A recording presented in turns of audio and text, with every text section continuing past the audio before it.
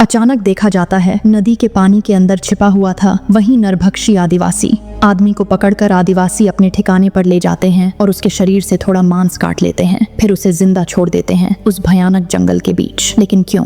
Hello and welcome to movie light. मैं तमन्ना और मैं आशिक। तो स्टोरी में देखा जाता है इस जंगल में जो लोग गलती से घुस जाते थे उन्हें फंसाकर आदिवासी उनके शरीर से थोड़ा मांस काट लेते थे और एक खास कारण से जिंदा छोड़ देते थे। इस जंगल में एक बार गलती से घुस जाने के बाद जिंदा बाहर निकल पाना लगभग नामुमकिन। नरभक्षी आदिवासी इतने लोगों का शरीर काटते हैं कि जंगल के एक हिस्से में तालाब का पानी हमेशा लाल ही रहता है। शरीर सिहर उठेगा ऐसा एक मूवी। बहुत सारे सीन हैं जो पूरी तरह अमानवीय, इसलिए अगर तुम्हारी उम्र 18 साल से कम है तो अभी ही वीडियो बंद कर दो। यह एक बेहतरीन सर्वाइवल थ्रिलर मूवी है। Movie light presents river of blood. लौट रहे हैं एक चौंका देने वाला, दिल दहला देने वाला वीडियो लेकर।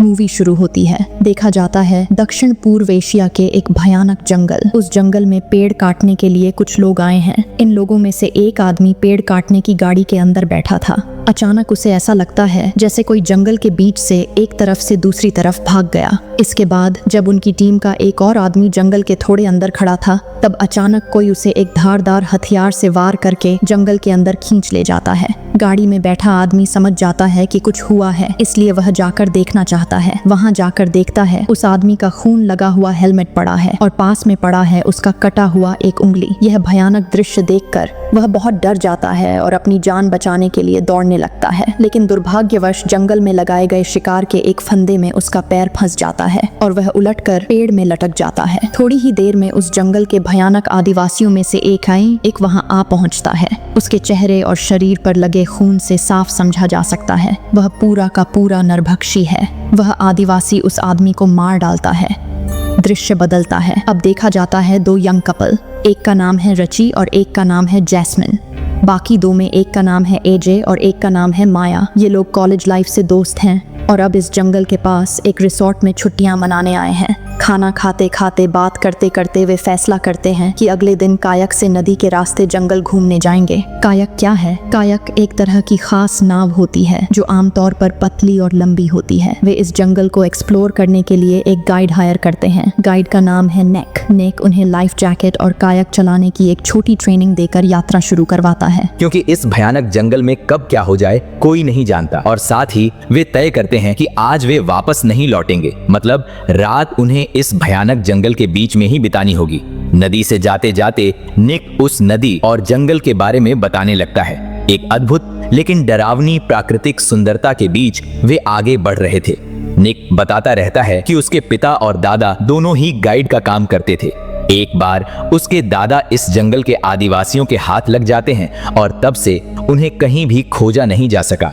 माना जाता है कि वे अब इस दुनिया में नहीं हैं। लड़के दोनों हालांकि इस बात को सीरियसली नहीं लेते, लेकिन लड़कियां खासकर माया डर जाती है। माया डरते डरते पूछती है, सुना है जंगल में नरभक्षी रहते हैं, क्या वे अब भी यहाँ हैं? निक कहता है ये जंगल उन्हीं का इलाका है, इसीलिए वे यहीं रहते हैं। लेकिन घबराने की कोई बात नहीं, हम उनके ठिकाने की ओर नहीं जाएंगे। उधर दूसरी ओर देखा जाता है दो बाइकर्स, एक लड़का डैनी और एक लड़की। वे बाइक लेकर जंगल घूमने आए हैं थोड़े एडवेंचर के लिए। जंगल के बीच में वे एक साइन बोर्ड देखते हैं जहां लिखा था डू नॉट एंटर, प्रवेश निषेध। लेकिन इसे मजाक समझकर वे उसी दिशा में घुस जाते हैं जहां प्रवेश का मतलब है मौत के मुंह में कदम रखना। जंगल के अंदर से जाते हुए अचानक कोई डैनी के गले पर वार करके उसे मार डालता है और वे दोनों बाइक से गिर जाते हैं। लड़की डैनी की बाइक की ओर बढ़ती है उसे खोजने और देखती है खून में डूबा हुआ उसका शरीर और थोड़ी दूरी पर पड़ा है उसका कटा हुआ सिर। डर के मारे लड़की चिल्ला उठती है और दौड़ते दौड़ते एक गुफा में घुस जाती है। लेकिन वह नहीं जानती थी वही गुफा उन नरभक्षी आदिवासियों का एक ठिकाना था। गुफा के एक कोने में बैठकर वह अपने फोन में वीडियो रिकॉर्ड करने लगती है, क्या हुआ और क्या होने वाला है यह बताने के लिए। ठीक तभी एक आदिवासी वहां आता है और उसे भी मार डालता है। इधर रची और बाकी लोग जंगल में रात बिताने के लिए कैंप बनाते हैं। रात को जब माया निक से बात कर रही होती है तब निक उनकी कहानी सुनाता है। निक बताता है कि इस जंगल के आदिवासी कई बार शिकार को तुरंत मार डालते हैं, लेकिन कभी कभी वे शिकार को मारे बिना उसके शरीर का थोड़ा हिस्सा काटकर उसे जिंदा रखते हैं। अब सवाल ये है क्यों वे किसी को थोड़ा काटकर जिंदा रखते हैं? क्योंकि इस जंगल में कोई बिजली नहीं है और होना भी नहीं चाहिए। स्वाभाविक रूप से इन आदिवासियों के पास तो कोई फ्रिज या मांस को जमा करके राखार व्यवस्था नहीं है, इसलिए वे अपने शिकार को जरूरत न पड़ने तक जिंदा रखते हैं। अब कैसे जिंदा रखते हैं? मान लो किसी एक इंसान को उन्होंने शिकार बनाया, फिर उसके टखने के ऊपर का हिस्सा काट दिया जाता है ताकि वह भागने की कोशिश न कर सके, और अगर भागने की कोशिश ले तो बहुत आसानी से उस भयानक जंगल में उसे पकड़ लिया जाता है। इसके बाद उस इंसान को जंगल में छोड़ दिया जाता है और इन आदिवासियों के बच्चे उसे दौड़ाकर पकड़ते हैं। साफ शब्दों में कहें, एक इंसान को पकड़कर उसके कुछ अंग काटकर उसे जंगल में छोड़ दिया जाता है और उस इंसान के साथ खेला एक मौत का खेल, और जब जरूरत होती है वे उस इंसान के शरीर से मांस काट लेते हैं। रात के समय जब सब सो रहे होते हैं तब एजे और जैस्मिन को छुपकर बात करते हुए देखा जाता है। उनकी बातचीत से पता चलता है कि एजे और जैस्मिन के बीच एक अवैध संबंध है। हाँ, वही शरीर वीर्य का मामला। अगले दिन सुबह उठकर रची कहीं दिखाई नहीं देता। साथ ही देखा जाता है कि निक की कायक, जिसमें उनका सारा सामान था, वो भी नहीं है। मतलब रची कायक लेकर कहीं चला गया। असल में रची ने पिछली रात एजे और जैस्मिन की बातें सुन ली थीं। वह यह बर्दाश्त नहीं कर पाया क्योंकि जिसे वह इतना प्यार करता है उसी से दिन रात ऐसा धोखा मिल रहा था, इसीलिए वह वहां से चला जाता है। वे रची को खोजने निकलते हैं। खोजते खोजते वे नदी के ऐसे एक हिस्से में पहुंचते हैं जहां नदी दो तरफ बांट गई है। एक तरफ की धारा बहुत तेज, जहां कायक लेकर जाना नामुमकिन। दूसरी तरफ की धारा जाती है उस दिशा में जहां उन नरभक्षी आदिवासियों का ठिकाना है। निक उस तरफ बिल्कुल भी जाने के लिए तैयार नहीं होता। वह बाकी लोगों को समझाने की कोशिश करता है। वह कहता है, इससे बेहतर है हम यहाँ से वापस चलें। फॉरेस्ट डिपार्टमेंट में जाकर सब कुछ साफ साफ बताएं। वे रची को खोजेंगे। हम बेवजह अपनी जान खतरे में डालकर उस भयानक आदिवासियों के अड्डे में क्यों जाएं? लेकिन एजे अड़ जाता है। वह कहता है, हम बोट लेकर यहीं जाएंगे क्योंकि इस भयानक जंगल में रची के साथ कुछ भी हो सकता है। हम उसे अकेला छोड़कर नहीं जा सकते। अगर तुम्हारा हमारे साथ आने का मन है तो चलो, और अगर नहीं तो तैरकर वापस चले जाओ। इस भयानक जंगल में जहां कदम कदम पर मौत इंतजार कर रही है, वहां कोई इंसान तैरकर लोकल इलाके में वापस जाने का जोखिम नहीं लेगा। इसलिए मजबूरी में निक भी उनके साथ उसी दिशा में जाता है। थोड़ी दूर जाने के बाद वे रिची की कायक जंगल के किनारे देखते हैं और रिची को खोजने के लिए जंगल के अंदर प्रवेश करते हैं, लेकिन निक उनके साथ जाना नहीं चाहता। वह कहता है, अगर तुम लोग 1 घंटे के अंदर वापस नहीं आए तो मैं कायक लेकर चला जाऊंगा। वे रिची को खोजते खोजते जंगल के अंदर एक गुफा तक पहुंचते हैं। उधर कायक में निक जब इंतजार कर रहा था तभी अचानक जंगल में कुछ हिलता देखता है और हाथ में एक चाकू लेकर जंगल के अंदर चला जाता है। वहां जाकर वह हैरान रह जाता है क्योंकि वहां मरे हुए लोगों के कपड़े पहनाए गए एक पुतले और कुछ सामान टंगे हुए थे, और वहीं पर उनके लिए इंतजार कर रहे थे नरभक्षी आदिवासी। आंखों के सामने अचानक उन्हें देखकर निक अच्छी तरह समझ जाता है उसके साथ अब क्या होने वाला है। वह जान बचाने के लिए दौड़ने लगता है और भागते हुए कायक पर वापस जाकर उस कायक को लेकर भागने की कोशिश करता है, लेकिन तभी अचानक उस नदी के पानी से कोई एक उठकर आता है और उसका गला काट कर उसे मार डालता है। उसके खून से वहां का पानी लाल हो जाता है। उधर देखा जाता है कि माया और जैस्मिन एक गुफा के अंदर घुसी हैं। उस गुफा के अंदर चारों ओर ढूंढते ढूंढते वे हर जगह खोज रही थीं। अचानक रिची उनके सामने आकर सबको चौंका देता है क्योंकि रिची वहीं था। फिर वे चारों दोबारा कायक पर वापस लौटते हैं। वहां लौटकर वे निक और उसका कायक न पाकर सोचते हैं शायद वह उन्हें छोड़कर चला गया, लेकिन तभी जमीन पर पड़ा हुआ निक का चाकू वे पाते हैं। इसे देखकर वे थोड़ा शक करते हैं। वे साफ साफ समझ नहीं पाते, लेकिन कुछ हद तक अंदाजा तो लगा ही लेते हैं निक के साथ कुछ न कुछ हुआ है। इसके बाद वे भी अपनी कायक लेकर वापस लौटने के रास्ते में निक की कायक देखते हैं और वे देखते हैं उस कायक के अंदर खून लगा हुआ है, एकदम ताज़ा खून। अब वे निक को खोजने का फैसला करते हैं। निक को ढूंढते ढूंढते वे जंगल के और अंदर जाकर देखते हैं एक बर्तन में गर्म पानी खौल रहा है, और उस बर्तन के अंदर जो था उसे देखकर उनके पैरों तले जमीन खिसक जाती है क्योंकि उस पानी में निक का कटा हुआ सिर उबाला जा रहा था। वे बेहद डर और घबराहट में अपनी कायक लेकर वहां से भागने की कोशिश करते हैं, लेकिन आदिवासियों का दल पहले से ही उस पानी में छिपकर उनके लिए इंतजार कर रहा था। थोड़ी दूर भागने के बाद वे देखते हैं कि नदी के ऊपर एक पेड़ गिरा हुआ है। वे कायक से नीचे उतरते हैं और कायक को उस पेड़ के नीचे से पार करवाते हैं। और इसी मौके का फायदा उठाकर पानी में छिपा हुआ आदिवासी उन पर हमला कर देता है। उससे लड़ाई करते हुए रिची और एजे दोनों ही घायल हो जाते हैं। उसके सिर पर पत्थर मारकर और सीने में चाकू घोंपकर वे उसे मार डालते हैं। उधर मुसीबत के बीच मुसीबत वे जो कायक थे अब तक पानी में बहकर दूर कीली गए हैं, इसलिए उन्हें जंगल के अंदर की तरफ से ही जाना होगा और कोई रास्ता नहीं है क्योंकि इस जंगल की नदी भी बेहद खतरनाक है। पहली बात, कहाँ क्या है कोई नहीं जानता। दूसरी, आदिवासी कहीं भी छिपे हो सकते हैं। तीसरी, जंगल की नदी में कब तेज बहाव आएगा, कौन सी जगह कितनी गहरी, ये उन्हें पता नहीं और पता होने की बात भी नहीं, इसलिए उन्हें जंगल के रास्ते से ही भागना होगा। जंगल में चलते चलते रात हो जाती है। वे एक जगह रुककर आराम करने का फैसला करते हैं और तय करते हैं कि बारी बारी से हर कोई पहरा देगा। इस तरह पहरा देते समय जब एजे की बारी आती है, वह साफ साफ समझ जाता है कोई या कुछ लोग उन पर नजर रख रहे हैं, जैसे आसपास घूम रहे हों।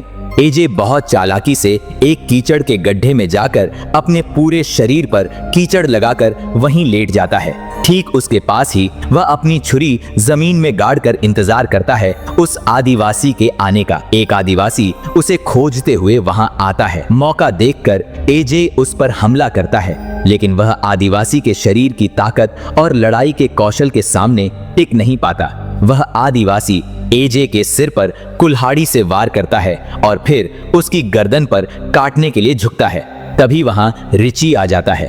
एजे एक ढलान वाली जगह से लुढ़कता हुआ नीचे गिर जाता है। वह तो बच जाता है, लेकिन रिची को आदिवासी पकड़ लेते हैं। इसके बाद एजे देखता है कि आदिवासी समूह के कुछ लोग रिची के हाथ पांव और मुंह बांधकर उसे घसीटते हुए ले जा रहे हैं। वे एक जगह पहुंचकर रुकते हैं। एजे किसी तरह बहुत सावधानी से घिसकते हुए उसके पास पहुंचता है। उसे देखकर रिची इशारों में उसे बचाने की गुजारिश करता है, लेकिन एजे अच्छी तरह जानता है कि वह एक आदिवासी से भी लड़कर नहीं जीत पाया। वहां इतने सारे आदिवासियों से वह नहीं लड़ पाएगा और ना ही रिची को बचा पाएगा। इसलिए वह रिची को बचाने के बजाय कहता है, मैं वादा करता हूँ शायद तुम्हें बचा नहीं पाऊंगा, लेकिन माया और जैस्मिन को मैं जरूर बचाऊंगा।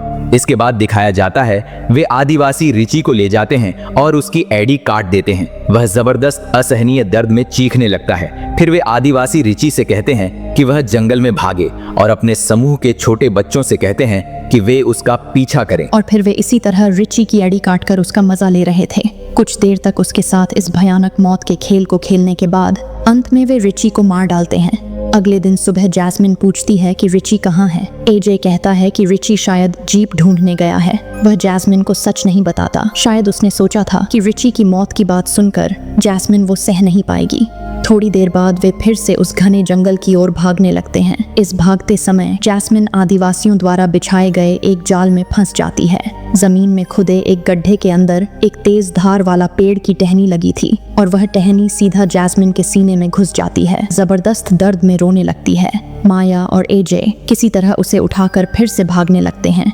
भागते भागते वे एक नदी के किनारे पहुंचते हैं। वहां वे एक कायक ढूंढ लेते हैं। इस कायक की मदद से वे थोड़ी दूर आगे बढ़ते हैं, लेकिन वे आदिवासियों के इलाके से बाहर निकल नहीं पाते क्योंकि पूरा जंगल ही उनके कब्जे में है और इस जंगल के कोने कोने में वे फैले हुए हैं। ठीक उसी समय फिर एक आदिवासी हमला करता है और एजे को घायल कर देता है। फिर वह दोनों लड़कियों की तरफ बढ़ता है, लेकिन कुछ करने से पहले ही एजे वापस लौटता है और भयानक लड़ाई के बाद उस आदिवासी का सिर धड़ से अलग कर देता है। एजे जैसे अपने साथियों की मौत का बदला इस तरह का लेता है, लेकिन यहीं वह नहीं रुकता। उसका शरीर और मन तब प्रतिशोध की आग में जल रहा होता है। वह फैसला करता है इन नरभक्षी आदिवासियों के पूरे समूह को ही नष्ट कर देगा। ठीक उसी समय एजे देखता है और भी बहुत सारे आदिवासी उनकी तरफ बढ़ रहे हैं अपने साथी की मौत का बदला लेने के लिए। एजे अच्छी तरह समझ जाता है कि अब वे तीनों यहाँ से जिंदा वापस नहीं जा पाएंगे। एक ही रास्ता बचता है, वह खुद आदिवासियों के साथ लड़ाई में उलझा रहेगा ताकि कम से कम माया और जैस्मिन भाग सकें। एजे आगे बढ़कर अकेले उन आदिवासियों से युद्ध शुरू करता है, लेकिन अंत में सभी मिलकर एजे को मार डालते हैं। दूसरी तरफ माया और जैस्मिन नदी के साथ साथ एक खड़ी चढ़ाई चढ़कर ऊपर पहुंचती हैं। वहीं पर वन विभाग के लोग उन्हें ढूंढ निकालते हैं। भयानक मौत और नरभक्षी आदिवासियों के हाथों से ये दोनों लड़कियां अंत में जिंदा लौट आती हैं और यहीं पर फिल्म खत्म हो जाती है। लेकिन इस मूवी से हम बहुत कुछ सीखते हैं। हर चीज जैसी दिखती है वैसी हमेशा नहीं होती। सच्चाई कई बार भयावह या जटिल हो सकती है। मुसीबत के समय शांत दिमाग फैसला लेना ही जीवन की सबसे बड़ी समझदारी होती है। हर जगह, हर इंसान या परिस्थिति के पीछे लुका हो सकता है कोई अनजाना सच। समझे बिना किसी को जज करना ठीक नहीं। ऐसी ही एक और एडवेंचर मूवी है जहां शुरुआत में तुम एक चीज सोचोगे लेकिन मूवी के आखिर में ये देखोगे सब कुछ पूरी तरह उल्टा। एक शब्द में पूरी मूवी रहस्यों से भरी हुई। इस मूवी में शहर से बहुत दूर एक घने जंगल के अंदर एक पागल खाना है जहां जितने भी मानसिक रोगी रहते हैं सब के सब रहस्यमय हैं। एक डॉक्टर बहुत दूर से इस अस्पताल में काम करने आता है। मेंटल हॉस्पिटल में आने के बाद वह समझता है यह पागल खाना बाहर से जैसा दिखता है, अंदर से बिल्कुल ही उल्टा, पूरा का पूरा रहस्य से घिरा हुआ। मूवी में एक के बाद एक ट्विस्ट आते हैं जो तुम्हारा दिमाग हिला देंगे। कहते हैं इस पागल खाने में खतरनाक मानसिक रोगियों को भी खुला छोड़ दिया जाता है। कहते हैं वे डॉक्टरों के साथ बैठकर खाना भी खाते हैं। ऐसे ही अजीब पागलों के अजीब नियम जानने के लिए पूरी मूवी देखने के लिए स्क्रीन पर इस वीडियो पर क्लिक करो।